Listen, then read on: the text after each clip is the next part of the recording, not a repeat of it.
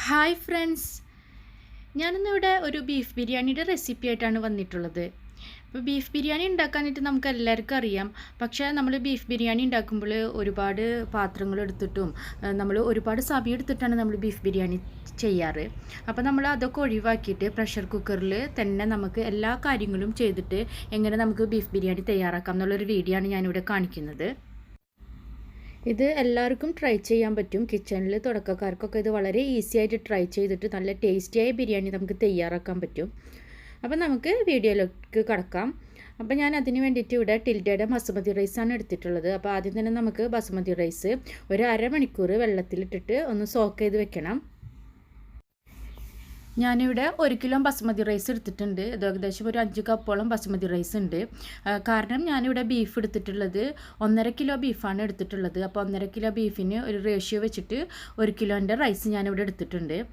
പിന്നെ ഇത് ബസുമതി റൈസ് ആയതുകൊണ്ടാണ് ഞാനിവിടെ അരമണിക്കൂർ വെള്ളത്തിലിട്ട് കുതിർക്കുന്നത്. ഇത് വയനാടൻ കൈമയോ ജീരകശാലയൊക്കെ ആണെങ്കിൽ നിങ്ങൾ അത് ചെയ്യേണ്ട ആവശ്യമില്ല. പിന്നെ നമ്മൾ ബീഫ് ഒന്ന് കഴുകി വൃത്തിയാക്കി വെക്കാം. അപ്പോൾ ഇവിടെ 1.5 കിലോ ബീഫ്. പിന്നെ ബിരിയാണിക്ക് ബീഫ് മുറിക്കുമ്പോൾ കുറച്ച് വലിയ പീസാക്കിയിട്ട് നമ്മൾ മുറിച്ച് വാങ്ങണം. ചെറിയ പീസാകുമ്പോൾ അത് പെട്ടെന്ന് ഉടഞ്ഞു പോകും കുക്കറിലൊക്കെ വെക്കുമ്പോൾ. അപ്പോൾ ബിരിയാണിക്ക് എപ്പോഴും വലിയ പീസ് ബീഫ് വാങ്ങാം. അപ്പോൾ ഇത് രണ്ടും നമ്മൾ തയ്യാറാക്കിയതിന് ശേഷം നമുക്ക് ആദ്യം തന്നെ ഗാർണിഷ് ചെയ്യാനുള്ള സബോള ആദ്യം തന്നെ അരിയാം. അപ്പോൾ ഗാർണിഷ് ചെയ്യാൻ വേണ്ടിയിട്ട് നമുക്ക് ഇവിടെ 2 സബോളയാണ് എടുത്തിട്ടുള്ളത്. അത് കുറച്ച് നീളമുള്ള പീസാക്കിയിട്ട് അരിഞ്ഞെടുക്കാം. ഇപ്പോൾ ഈ വീഡിയോയിൽ കാണുന്ന പോലെ ചെറുതാക്കിയിട്ട് നീളമുള്ള പീസാക്കിയിട്ട് നമുക്ക് അരിഞ്ഞ് മാറ്റി വയ്ക്കാം.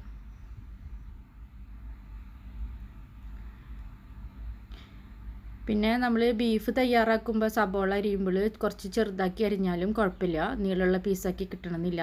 പക്ഷെ ഗാർണിഷ് ചെയ്യുമ്പോൾ എപ്പോഴും നീളമുള്ള പീസാക്കിയിട്ട് അരിഞ്ഞെടുക്കാൻ ശ്രദ്ധിക്കുക. അപ്പോൾ നമ്മളിപ്പോൾ ഗാർണിഷ് ചെയ്യാനുള്ള സബോള അരിഞ്ഞ് മാറ്റി വെച്ചു. ഇനി നമുക്ക് ബീഫ് മസാല തയ്യാറാക്കാനുള്ള ഇൻഗ്രീഡിയൻസ് ഒക്കെ അരിയണം. അതിന് വേണ്ടിയിട്ട് വലിയ സബോള ആയതുകൊണ്ട് ഞാൻ 2 സബോള എടുത്തിട്ടുണ്ട്. ചെറുതാണെങ്കിൽ നിങ്ങൾ 4 എടുക്കണം. പിന്നെ 3 തക്കാളി എടുത്തിട്ടുണ്ട്, ഒരു 4 പച്ചമുളക് എടുത്തിട്ടുണ്ട്, ഒരു കുടം വെളുത്തുള്ളി, ഒരു ചെറിയ പീസ് ഇഞ്ചി, പിന്നെ മല്ലിയില, പുതിനയില. ഇതിന് കുറച്ച് ആവശ്യമുണ്ട്. അപ്പോൾ ഇത്രയും ഇൻഗ്രീഡിയൻസ് നമുക്ക് ആദ്യം അരിഞ്ഞ് തയ്യാറാക്കി വയ്ക്കാം. അപ്പോൾ ഞാൻ നേരത്തെ പറഞ്ഞ പോലെ ഇത് ബീഫ് മസാലയ്ക്കുള്ള സബോളയാണ്. അപ്പോൾ ഇത് നമുക്ക് നീളത്തിൽ അരിയണമെന്നില്ല. നമുക്ക് പെട്ടെന്ന് തന്നെ ഒന്ന് വാടി കിട്ടാൻ വേണ്ടിയിട്ട് അല്ലെങ്കിൽ പെട്ടെന്ന് തന്നെ വെന്ത് കിട്ടാൻ വേണ്ടിയിട്ട് ഇത് ചെറുതായിട്ട് അരിയാം. ഇതിപ്പോൾ വലിയ സബോള ആയതുകൊണ്ട് ഇത് അരിഞ്ഞെടുക്കുമ്പോൾ ഇത് കുറേ ഉണ്ട്. അപ്പോൾ അതുകൊണ്ടാണ് ഞാൻ 2 എടുത്തിട്ടുള്ളത്. ചെറിയ സബോളയൊക്കെ ആണെങ്കിൽ ഇതിനേക്കാളും കൂടുതൽ അളവ് എടുക്കേണ്ടി വരും. നിങ്ങൾ സബോളയുടെ വലിപ്പം അനുസരിച്ച് നിങ്ങൾ 3 4 ഒക്കെ എടുക്കുക. അപ്പോൾ അത് നിങ്ങൾ അഡ്ജസ്റ്റ് ചെയ്തിട്ട് ചെയ്യാം. പിന്നെ നമുക്ക് തക്കാളി മുറിച്ചെടുക്കുക.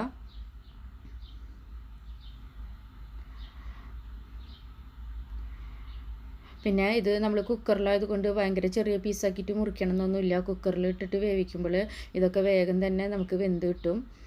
അതേപോലെ തന്നെ നമ്മൾ കഴുകി വെച്ചേക്കുന്ന പച്ചമുളക് മുറിച്ചെടുക്കുക. പിന്നെ ഞാനിവിടെ മല്ലിയിലയും പുതിനയിലയും ഇഞ്ചിയും വെളുത്തുള്ളിയും കൂടിയിട്ട് കുറച്ച് തൈരിലിട്ടിട്ട് ഞാൻ മിക്സിയിലിട്ട് അടിച്ചിട്ടാണ് ഞാൻ ഈ ബീഫിൽ ചേർക്കുന്നത്. അപ്പോൾ ഒരു 3 ടേബിൾ ടീസ്പൂൺ തൈരിൽ നമുക്ക് ഈ മല്ലിയിലയും പുതിനയിലൊക്കെ നന്നായി കഴുകി ഇഞ്ചിയൊക്കെ തൊലി കളഞ്ഞ് വെളുത്തുള്ളിയൊക്കെ തൊലി കളഞ്ഞതിന് ശേഷം നമുക്ക് മിക്സിയിൽ ഈ 5 ഇൻഗ്രീഡിയൻസും കൂടിയിട്ട് ഒരുമിച്ചിട്ട് കൊടുക്കുക. അതായത് പുതിന, മല്ലിയില, ഇഞ്ചി, വെളുത്തുള്ളി, തൈര്, ഇതും 5ഉം കൂടിയിട്ട് ഇട്ടിട്ട് നമുക്ക് നന്നായിട്ട് അടിച്ചിട്ട് അത് നമുക്ക് ബീഫിലേക്ക് ഒഴിച്ചു കൊടുക്കാം. അതാണ് കൂടുതൽ നല്ലത്. നമ്മൾ പുതിനയിലയും മല്ലിയിലയൊക്കെ നമ്മൾ ഒന്ന് അടിച്ചെടുക്കുമ്പോൾ നമുക്കത് ഡൈജഷനൊക്കെ വളരെ നല്ലതാണ്.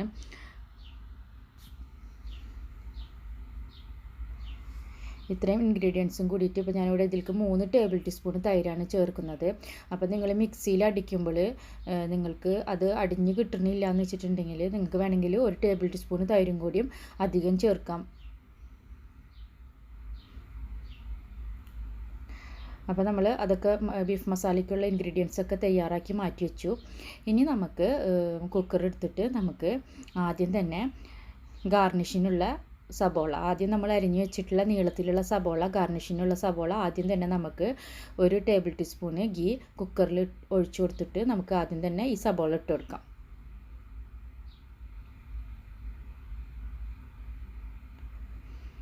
ഇത് നന്നായിട്ടൊന്ന് മൊരിഞ്ഞ് കിട്ടണം. അപ്പോൾ നമ്മൾ ഇതിൽ തന്നെയാണ് നമ്മൾ അണ്ടിപ്പരിപ്പും ആഡ് ചെയ്ത് കൊടുക്കുന്നത്. അപ്പോൾ ഈ സബോള കോരി എടുക്കുന്നേക്കാളും മുന്നേ തന്നെ ഒരുമിച്ച് തന്നെയാണ് ഞാൻ എല്ലാവരും ചെയ്യുന്നത്. അപ്പോൾ ഈ സബോള കോരി എടുക്കുന്നേക്കാളും മുന്നേ നമുക്ക് അണ്ടിപ്പരിപ്പും കൂടി ഇട്ട് കൊടുക്കാം.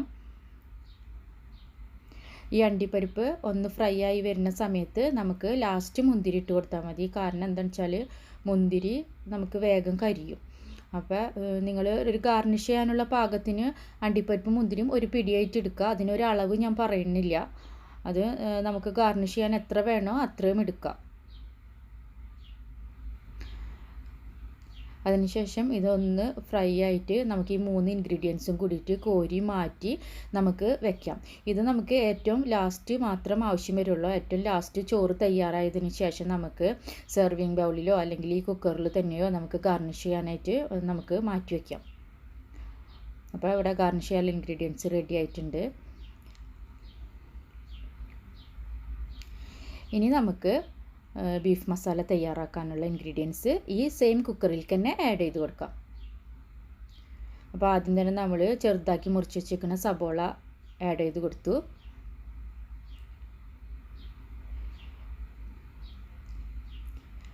അപ്പോൾ ഞാൻ നേരത്തെ പറഞ്ഞതുപോലെ ഈ ഒരു ഒറ്റ കുക്കർ മാത്രം ഞാനിവിടെ ഈ ബീഫ് ബിരിയാണി തയ്യാറാക്കാനായിട്ട് എടുക്കുന്നുള്ളൂ. വേറെ ഒരു പാത്രവും ഞാൻ ഈ ബിരിയാണിക്ക് വേണ്ടിയിട്ട് എടുക്കുന്നില്ല.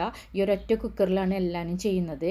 അപ്പോൾ ഈ സബോളയിലേക്ക് നമ്മൾ തക്കാളിയും പിന്നെ നമ്മൾ ചെറുതായിട്ട് അരിഞ്ഞു വെച്ചേക്കണ പച്ചമുളകും പിന്നെ നമ്മൾ മിക്സിയിൽ അടിച്ചു വെച്ചേക്കണ ഇഞ്ചി വെളുത്തുള്ളി പിന്നെ കൊറിയാണ്ടർ ലീവ്സ് പിന്നെ മിൻറ്റ് ലീവ്സ് തൈര് ഈ 5 ഇൻഗ്രീഡിയൻസ് കൂടി അടിച്ചതാണ് ഇതും കൂടി ആഡ് ചെയ്ത് കൊടുക്കുക.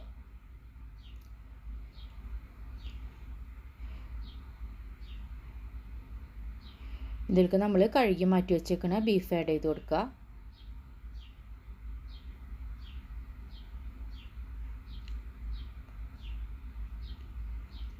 പിന്നെ നമ്മൾ ഇതിൽ 2 ടീസ്പൂണ് മല്ലിപ്പൊടി ആഡ് ചെയ്ത് കൊടുക്കണം.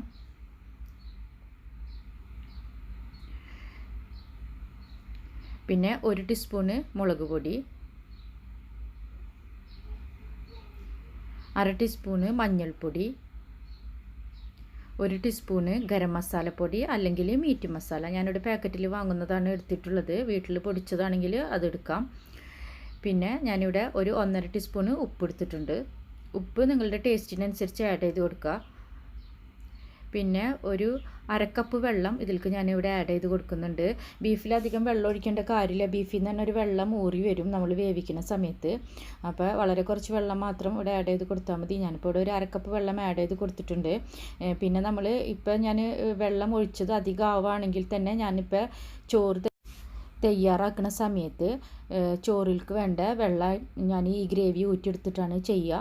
അപ്പോൾ ഇപ്പോൾ 1/2 കപ്പ് വെള്ളം ഞാനിവിടെ ഒഴിച്ചിട്ടുണ്ട്. 1/2 കപ്പ് വെള്ളം നമ്മൾ വേവണ സമയത്ത് അധികം ആവുകയാണെങ്കിൽ തന്നെ നമുക്കത് പ്രശ്നമില്ല. അപ്പോൾ ഇത്രയും ഇൻഗ്രീഡിയൻസും കൂടിയിട്ട് നന്നായി മിക്സാക്കി കൊടുത്തിട്ട് നമുക്ക് കുക്കറൊന്ന് മൂടി വെച്ചിട്ട് വേവിക്കാം. അപ്പോൾ ബീഫാണ് എങ്ങനെയാണെങ്കിലും നമുക്കൊരു 6-7 വിസിൽ ആവശ്യം വരും. പിന്നെ പല ബീഫിനും പല വേവാണ്. അപ്പോൾ നമ്മൾ ഈ 7 വിസിലിനോ 6 വിസിലിനോ ബീഫ് വെന്തിട്ടില്ലെങ്കിൽ നിങ്ങൾ കുക്കറിൻ്റെ മൂടി തുറന്നിട്ട് വേവ് നോക്കിയിട്ട് വെന്തിട്ടില്ലെങ്കിൽ അതിനനുസരിച്ച് അഡ്ജസ്റ്റ് ചെയ്തിട്ട് പിന്നെയും വിസിൽ വരുത്താം. അപ്പോൾ നമുക്കിവിടെ കുക്കർ മൂടി വെച്ചിട്ട് നമുക്ക് വിസിൽ വരുത്താം. അതിനുശേഷം പ്രഷർ മുഴുവൻ റിലീസായതിന് ശേഷം നമുക്ക് മൂടി തുറക്കാം. അപ്പോൾ ഇവിടെ പ്രഷറൊക്കെ പോയി ഇപ്പോൾ ബീഫ് നന്നായി വെന്തിട്ടുണ്ട്. അപ്പോൾ ഇനി നമുക്ക് ഈ ബീഫിൽ നിന്ന് ഗ്രേവി നമുക്ക് ഊറ്റിയെടുക്കണം. അപ്പോൾ ഞാൻ റൈസ് എടുക്കുന്ന സമയത്ത് 5 കപ്പ് റൈസാണ് അളന്നെടുത്തിട്ടുള്ളത്. അതായത് 1 കിലോ റൈസ് കപ്പിൽ 5 കപ്പായിട്ട് അളന്നെടുത്തിട്ടുണ്ട്. അപ്പോൾ നമ്മൾ ആ കപ്പിൽ തന്നെ ഈ ഗ്രേവി ഊറ്റിയിട്ട് ഇപ്പോൾ ഞാൻ ഇത്രയും ഗ്രേവി ഊറ്റിയപ്പോൾ എനിക്ക് ഇത്രയും അളവ് ഗ്രേവിയാണ് കിട്ടിയിട്ടുള്ളത്. ഇനി നമ്മൾ ബാക്കി 10 കപ്പ് വെള്ളം ഈ ഗ്രേവിയിൽ കൂടെ തികയ്ക്കണം. അതായത് അരിയുടെ ഇരട്ടി വെള്ളം. അപ്പോൾ നമ്മൾ ഇതിൽ തന്നെ വെള്ളം ഒഴിച്ചിട്ട് നമുക്ക് 10 കപ്പാക്കിയിട്ട് നമുക്ക് ഈ ബീഫിലേക്ക് വീണ്ടും ഒഴിച്ചു കൊടുക്കാം. ഇതിപ്പോൾ കുക്കറിൽ ചെയ്യുന്നത് കൊണ്ടാണ് ഇങ്ങനെ ചെയ്യുന്നത്.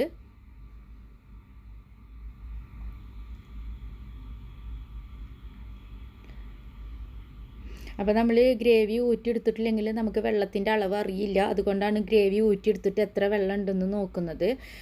അങ്ങനെ നമ്മളിപ്പോൾ വെള്ളം 10 കപ്പാക്കിയിട്ട് അരിയുടെ ഇരട്ടി വെള്ളം ഇതിൽ ഒഴിച്ച് കൊടുക്കുന്നുണ്ട്. അപ്പോൾ നമ്മൾ ഈ സമയത്ത് നിങ്ങൾക്ക് ഉപ്പ് വേണമെങ്കിൽ നോക്കാം. ഉപ്പ് കുറവുണ്ടെങ്കിൽ നമ്മൾ അരിയും കൂടി ആഡ് ചെയ്ത് കൊടുക്കുമ്പോൾ നമുക്ക് എക്സ്ട്രാ ഉപ്പിൻ്റെ ആവശ്യം ഉണ്ടാവും. അപ്പോൾ ഉപ്പ് കുറവുണ്ടെങ്കിൽ നിങ്ങൾക്ക് ഈ സമയത്ത് ആഡ് ചെയ്ത് കൊടുക്കാം. പിന്നെ ഇപ്പോൾ നമ്മൾ ബീഫ് വേവിക്കുന്ന സമയത്ത് നമ്മളിപ്പോൾ ഇവിടെ 1.5 ടീസ്പൂൺ ഉപ്പ് ഇട്ടിട്ടുണ്ടായിരുന്നു. അപ്പോൾ അതിനനുസരിച്ച് വേണം അഡ്ജസ്റ്റ് ചെയ്തിട്ട് പിന്നെ ചോറിലേക്ക് ഉപ്പ് ആവശ്യമുണ്ടെങ്കിൽ ഇടാനായിട്ട്. അപ്പോൾ ആവശ്യമില്ലെങ്കിൽ നിങ്ങൾ പിന്നെ ഇടേണ്ട കാര്യമില്ല. പിന്നെ ഇതിൽക്ക് നമ്മൾ ഒരു 3 ടേബിൾ ടീസ്പൂൺ ഗീ ആഡ് ചെയ്ത് കൊടുക്കണം. നമ്മൾ സാധാരണ ബിരിയാണിയൊക്കെ ഉണ്ടാക്കുമ്പോൾ കുറച്ച് ഗീയൊക്കെ അധികം ഉണ്ടായാലേ ടേസ്റ്റ് ഉണ്ടാവുള്ളൂ. പിന്നെ നമ്മൾ എടുക്കുന്ന ബീഫ് നല്ല നെയ്യൊക്കെ ഉള്ള ബീഫാണെങ്കിൽ നിങ്ങൾ അതിനനുസരിച്ച് കുറച്ച് ഗീ ആഡ് ചെയ്ത് കൊടുത്താൽ മതി. കാരണം ബീഫിൻ്റെ ഗ്രേവിയും കൂടി നല്ല നെയ്യുള്ളത് വരുമ്പോൾ നമുക്ക് കുറച്ച് നെയ്യിൻ്റെ ആവശ്യം ഉണ്ടാവുള്ളൂ. അപ്പോൾ ഞാനിവിടെ ഇപ്പോൾ 3 ടേബിൾ ടീസ്പൂൺ ഗീ ആഡ് ചെയ്ത് കൊടുക്കുന്നുണ്ട്. പിന്നെ ബിരിയാണിക്കൊക്കെ കുറച്ച് ടേസ്റ്റ് വേണമെങ്കിൽ കുറച്ച് ഗീയൊക്കെ വേണം. പിന്നെ ഇതിൽക്കൊരു 3-4 ബേ ലീവ്സ് ആഡ് ചെയ്ത് കൊടുത്തിട്ടുണ്ട്. പിന്നെ 2 കഷ്ണം പട്ട, പിന്നെ നട്ട്മെഗ് ഒന്ന് പൊടിച്ച് ആഡ് ചെയ്ത് കൊടുക്കുകയാണ്.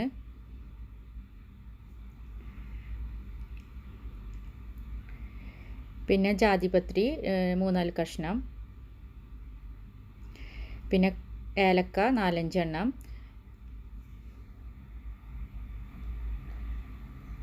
ഗ്രാമ്പു 4-5 എണ്ണം ഇതിലേക്ക് ചേർത്ത് കൊടുക്കുക. പിന്നെ സാധാരണ ബിരിയാണി ഉണ്ടാക്കണ ഇതിൽ നിന്ന് വ്യത്യസ്തമായിട്ട് നമ്മളിതിവിടെ ഗ്രേവി എടുത്തിട്ട് ചെയ്യുന്നത് കൊണ്ട് നമുക്ക് ഗ്രേവിയിലും കുറച്ച് എരിവ് ഉണ്ടായിരിക്കും, മസാലകളൊക്കെ ഉണ്ടായിരിക്കും. അതുകൊണ്ട് തന്നെയാണ് ഞാൻ അധികം മസാലകളൊന്നും ഇതിലേക്ക് ആഡ് ചെയ്യാത്തത്. അതിനുശേഷം നമ്മൾക്ക് കഴുകി വെള്ളം വാർത്ത് കളഞ്ഞെടുക്കുന്ന നമ്മളെ അരി ഇതിലേക്ക് ആഡ് ചെയ്തിട്ട് മിക്സാക്കി കൊടുക്കുക. അതിനുശേഷം നമ്മൾ ഇതിൽക്ക് കുറച്ച് മല്ലിയിലയും കുറച്ച് പുതിനയിലയും കൂടി ആഡ് ചെയ്ത് കൊടുക്കണം. ഓൾറെഡി നമ്മൾ ബീഫ് മസാല വേവിച്ചപ്പോൾ കുറച്ച് ഇട്ടിട്ടുണ്ട്. പക്ഷേ നമ്മൾ കുറച്ച് റൈസ് വേവിക്കുന്ന സമയത്തും നമ്മൾ കുറച്ചും കൂടിയും ഇതിൽക്ക് ആഡ് ചെയ്ത് കൊടുക്കാം. അതിനുശേഷം നമുക്ക് കുക്കർ മൂടി വെച്ചിട്ട് നമുക്ക് കുക്കർ വിസിൽ വരുത്തണ്ട. നമുക്ക് ഇതിൽ പ്രഷർ ഫുള്ള് നിറഞ്ഞു കഴിഞ്ഞാൽ നമുക്ക് കുക്കർ ഓഫ് ചെയ്യാം. അതായത് വിസിൽ വരുന്നതിന് തൊട്ട് മുന്നായിട്ട് നമുക്ക് കുക്കർ ഓഫ് ചെയ്തിട്ട് നമുക്ക് മാറ്റി വയ്ക്കാം. അതേപോലെ തന്നെ നമ്മൾ ബസുമതി റൈസിന് പകരം വയനാട് കൈമ അഥവാ ജീരകശാല എടുക്കുകയാണെങ്കിൽ നമ്മൾ ഇത് വെള്ളത്തിലിട്ട് കുതിർക്കേണ്ട കാര്യമില്ല. നമ്മൾ ഡയറക്റ്റ് കഴുകിയിട്ട് നമുക്ക് നേരിട്ട് ഇടാം. ഇതിപ്പോൾ ബസുമതി റൈസ് ആയതുകൊണ്ട് ഞാൻ 1/2 മണിക്കൂർ വെള്ളത്തിലിട്ട് കുതിർത്തിട്ട് ആണ് നമ്മൾ ഇപ്പോൾ പ്രഷർ കുക്കറിലേക്ക് ആഡ് ചെയ്ത് കൊടുത്തേക്കുന്നത്. അതിനുശേഷം നമ്മൾ വിസിൽ വരുന്നതിനേക്കാളും മുൻപ് തന്നെ നമ്മൾ പ്രഷർ ഫുള്ള് നിറഞ്ഞതിന് ശേഷം നമ്മൾ മാറ്റി സ്റ്റവിൽ നിന്നും മാറ്റി വെക്കണം. അതിനുശേഷം നമ്മൾ പ്രഷർ മുഴുവൻ നിറഞ്ഞ് നിൽക്കുകയാണ്. അപ്പോൾ വിസിൽ വന്നിട്ടില്ല എന്നുള്ളൂ. അപ്പോൾ നമ്മൾ അത് ഫുള്ള് റിലീസായതിന് ശേഷം നമ്മൾ ഒരു 10 മിനിറ്റ് കഴിഞ്ഞിട്ട് കുക്കർ തുറന്ന് കഴിഞ്ഞിട്ടുണ്ടെങ്കിൽ നല്ല പെർഫെക്റ്റ് ആയിട്ടുള്ള ബീഫ് ബിരിയാണി ഇവിടെ റെഡി ആയിട്ടുണ്ട്. തീർച്ചയായിട്ടും ഇതെല്ലാവരും ട്രൈ ചെയ്യണം. ഇത് വളരെ ടേസ്റ്റിയാണ്. നമുക്ക് ദമ്മിട്ടിട്ട് ബിരിയാണി ഉണ്ടാക്കുന്ന അതേ ടേസ്റ്റിലും അതേ രുചിയിലും നമുക്ക് കിട്ടും. ഇത് വളരെ പെട്ടെന്ന് തന്നെ നമുക്ക് തയ്യാറാക്കിയെടുക്കാൻ പറ്റും. ഇത് നമുക്ക് ഇതിന് വേണ്ടിയിട്ട് പ്രത്യേകിച്ച് തയ്യാറെടുപ്പൊന്നും നടത്തേണ്ട കാര്യമില്ല. നമുക്ക് പെട്ടെന്ന് തന്നെ ഇത് തയ്യാറാക്കിയെടുക്കാം. അപ്പോൾ എല്ലാവരും ട്രൈ ചെയ്യണം. എല്ലാവർക്കും ഒരിക്കൽ കൂടി താങ്ക്സ്.